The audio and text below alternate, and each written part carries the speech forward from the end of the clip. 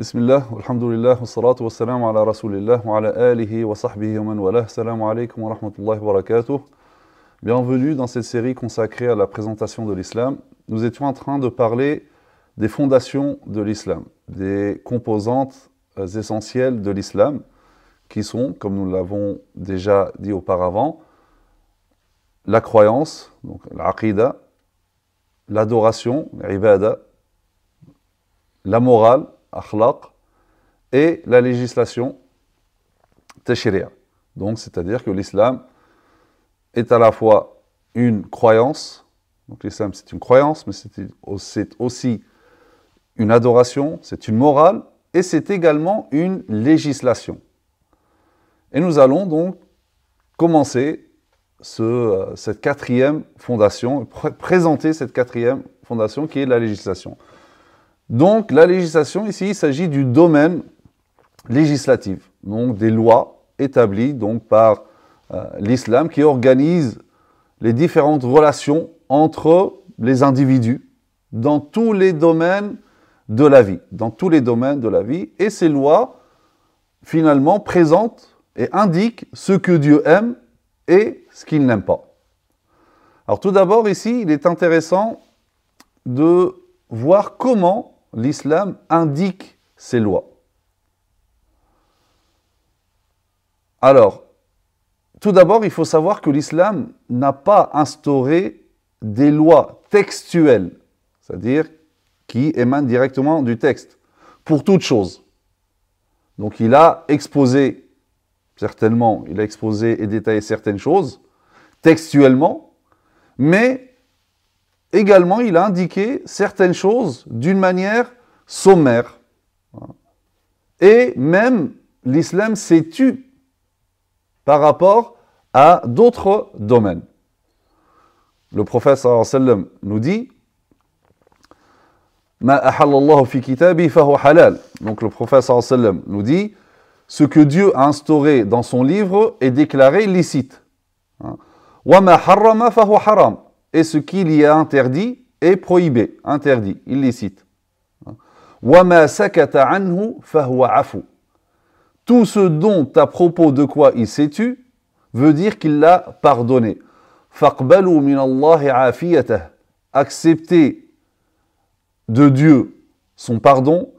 فَإِنَّ اللَّهَ لَمْ يَكُنْ لِيَنْسَى شَيْئًا. Car Dieu n'est pas de nature à oublier quelque chose.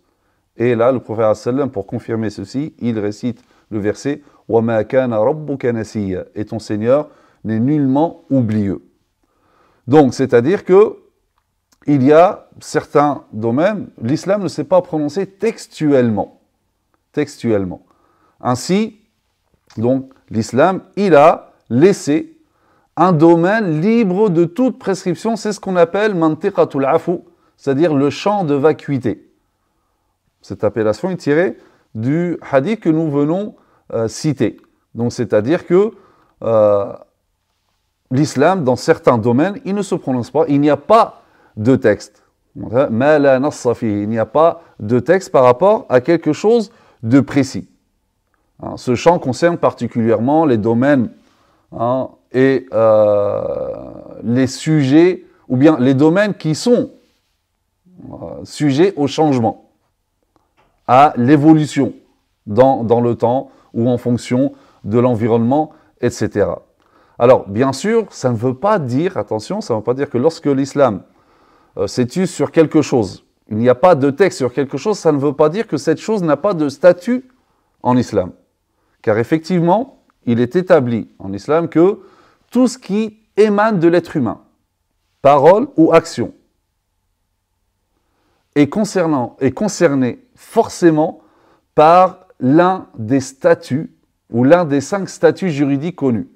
C'est-à-dire, tout ce que dit l'être humain, tout ce que fait l'être humain, c'est soit une obligation, wajib, soit c'est mustahab, recommandé, soit c'est haram, illicite, soit c'est makrouh, répréhensible, soit c'est tout simplement licite, mubah. Forcément, tout ce qui émane de l'être humain, tout ce qu'il dit, tout ce qu'il fait, doit y correspondre l'un des 5 statuts juridiques. Il n'y a pas quelque chose qui dit, là, l'islam ne peut pas se prononcer dessus, il n'y a pas de statut. Non, il y a forcément un statut. Sauf que ce statut-là, par rapport à certaines choses qui ne sont pas mentionnées par le texte, ne sera pas déduit directement du texte, mais par d'autres procédés, par d'autres arguments juridiques, comme par exemple le qiyas, le raisonnement par analogie, comme par exemple, on va dire, la drogue. La drogue n'est pas citée textuellement. L'islam, donc, ne l'a pas interdit textuellement. Attention, je ne suis pas en train de dire que donc, ce n'est pas interdit. Non, c'est interdit. Mais par un autre procédé qui est le raisonnement par analogie. Donc, on le compare à l'alcool parce que ils partagent la même raison d'être, al-illa, c'est-à-dire dans l'alcool, la cause de l'interdiction, c'est le fait que ça fait perdre la raison. Cette cause se trouve également dans la drogue, donc ça partage forcément le même statut. C'est ce qu'on appelle le raisonnement par analogie. Donc il y a forcément un statut. Donc par le qiyas, par d'autres procédés, par d'autres arguments, par d'autres sources du droit musulman. Donc j'ai parlé du qiyas, ça peut être aussi al-maslaha al-mursala, l'intérêt général indéterminé, l'istihsan, le choix préférentiel, etc. Donc l'essentiel, c'est que ce champ, donc finalement, il ne reste pas libre de toute prescription, mais c'est à la charge des fuqaha, donc des juristes, de combler ce vide juridique à travers donc, les différents procédés du droit musulman.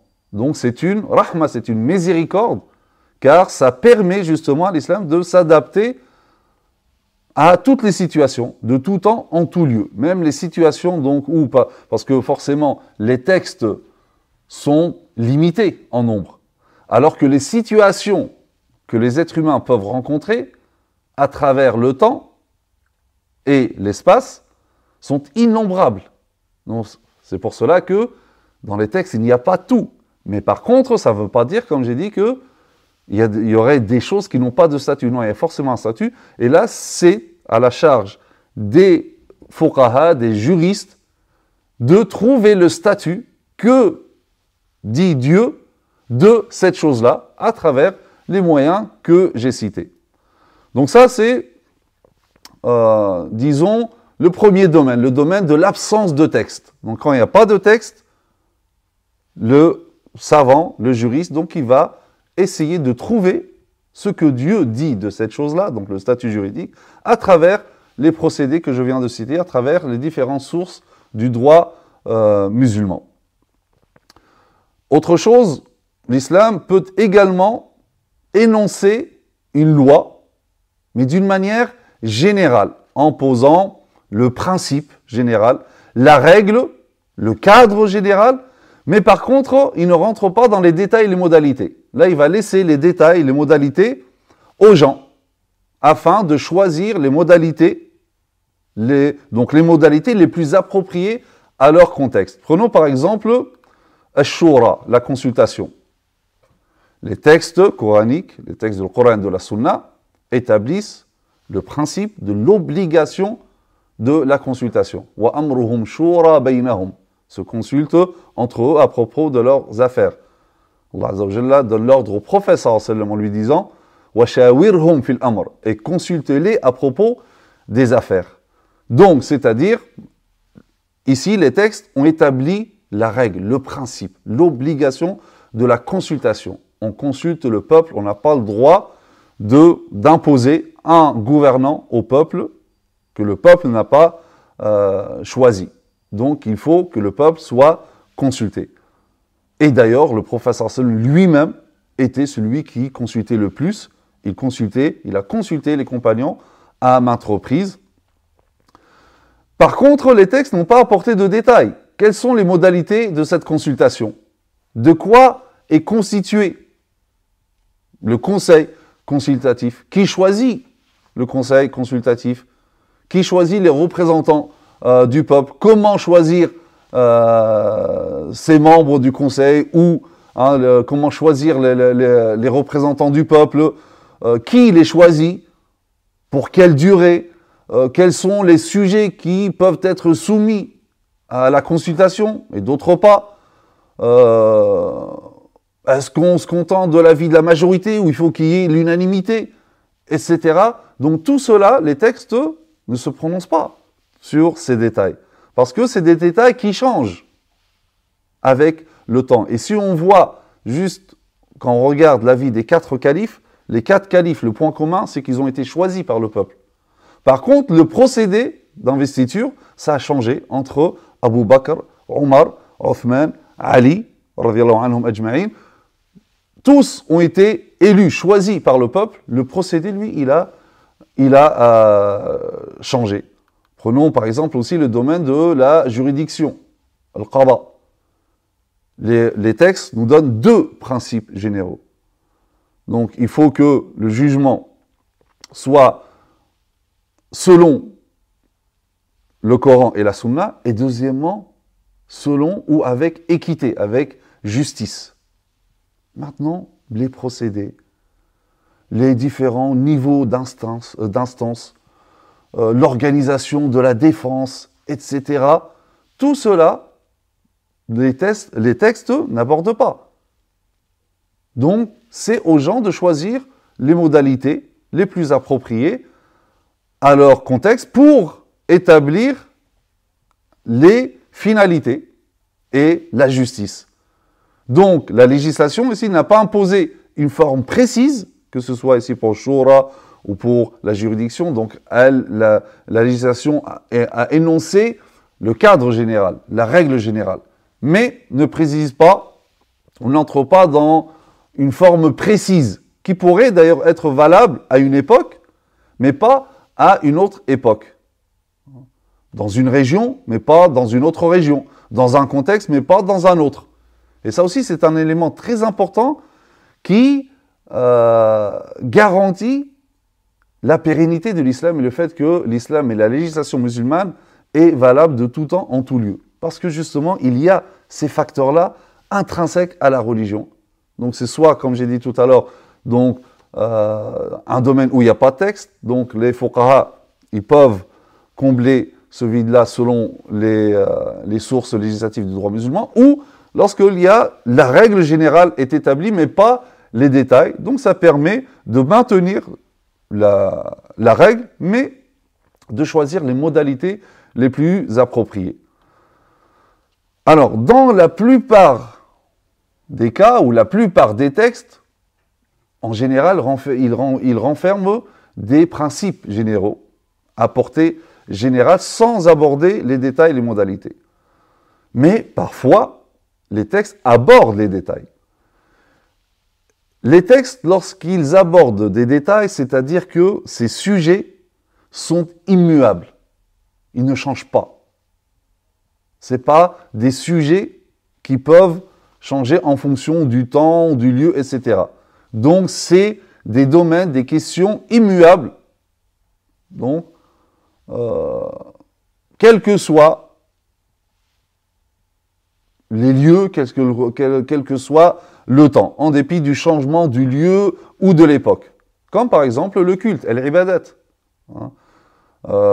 Les questions relatives au mariage, le divorce, le droit successoral, l'héritage, les questions relatives à la famille d'une manière générale, les sanctions.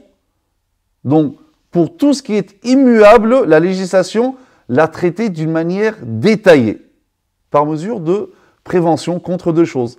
L'innovation en matière du culte. Pourquoi la législation a détaillé le culte comme ça? Donc, par précaution, il n'y aura pas d'innovation. On ne peut pas innover dans le culte parce que le culte est détaillé. Et pareil, dans le domaine de la famille, notamment, pour éviter les litiges. Et pour vraiment, en fait, ici, la législation vise quelque chose de très important qui est la stabilité. La stabilité dans le domaine du culte, dans l'ibadat, ça ne bouge pas. La prière, le jeûne, la zakat, la pureté rituelle, le hajj. Donc tout ce qui est cultuel, ça ne change pas. Donc il y a la stabilité dans le domaine cultuel. Il n'appartient à personne de changer quoi que ce soit, d'apporter quelque chose de nouveau ou de diminuer quelque chose. Pareil dans le domaine de la famille. Donc c'est la stabilité de la famille, la constitution de la famille, du début jusqu'à sa dissolution, et même après la dissolution, etc., ou l'héritage, donc pour créer cette stabilité. Donc ça, c'est des choses immuables, qui ne changent pas en fonction du temps ou du lieu. Donc, ainsi, on voit bien que il y a trois choses. Donc on a dit, soit l'islam, ou les textes de l'islam, détaillent, donc apportent les prescriptions, les lois d'une manière détaillée, et ça concerne les domaines qui ne changent pas, immuables, comme tout ce qui relève du culte, les ibadat, et de la famille, comme je viens de le dire. Ou, deuxième cas, c'est lorsque les textes donnent la règle générale, le principe général, sans rentrer dans les modalités, et laissent les modalités aux gens pour en choisir ce qui leur correspond et le plus adéquat et approprié à leur contexte. Ou les textes ne se prononcent pas sur certaines choses, donc mala nasafi, en absence du texte, et là c'est au fuqaha donc d'aller chercher, bien sûr avec les outils du droit musulman, d'aller donc chercher le statut juridique pour savoir que dit Dieu de telle ou telle chose, même si elle n'a pas été mentionnée. Donc, par contre, par rapport à ce que les textes détaillent, là encore, on peut dire qu'il y a deux sortes de prescriptions. Il y a des prescriptions détaillées par des textes catégoriques. Catégoriques au niveau de leur authenticité, donc ils sont formellement, ou leur authenticité est formellement établie, et aussi catégoriques au niveau de leur signification. Il ne faut pas avoir un autre sens. Donc ça, c'est ce qu'on appelle les prescriptions catégoriques. Ahkam qat'iyya. Donc c'est des prescriptions qui ne peuvent pas être sujettes à plusieurs interprétations. Alors, c'est vrai que ces prescriptions-là, en réalité, sont peu nombreuses, mais elles sont les plus importantes. Pourquoi ? Parce qu'elles constituent l'unité de la communauté. C'est des lois consensuelles qui unifient toute la communauté et qui concrétisent l'unité de la communauté au niveau, donc l'unité vraiment pratique et comportementale, en plus de son unité dogmatique, au niveau de la croyance et spirituelle. Deuxième type de prescription, c'est des prescriptions qui sont détaillées par des textes conjecturaux, ahkam dhanniya. Alors, pourquoi ? Parce qu'ils sont tirés de textes, soit ces textes sont conjecturaux au niveau de l'authenticité ou de la signification. D'accord ? Donc peut-être ici le texte, oui, il est authentique, mais la formulation peut prêter à plusieurs interprétations. Et là, donc, ça ouvre le champ à la divergence. Par contre, ce n'est pas une interprétation libre. Quelqu'un, il interprète de lui-même. Non, c'est toujours dans le cadre donc, des outils du droit et des règles du fondement du droit, pour que cette divergence soit reconnue. Ce n'est pas une divergence passionnelle, subjective. Donc voilà les deux types de prescriptions. Par exemple, prescription catégorique ou aqimus salah, et accomplissez la salat. C'est un ordre. L'ordre ici dans le Coran, c'est l'obligation. Donc là, c'est catégorique. Il n'y a pas, on ne peut pas comprendre autre chose. Par contre, pour une prescription conjecturale, par exemple, donc hukm dhanni. Par exemple, Dieu nous dit dans le Coran, par rapport aux ablutions, wamsahu bi ru'usikum. Wamsahu est passé les mains mouillées sur la tête. Bon, ça, c'est une traduction qui correspond à un sens.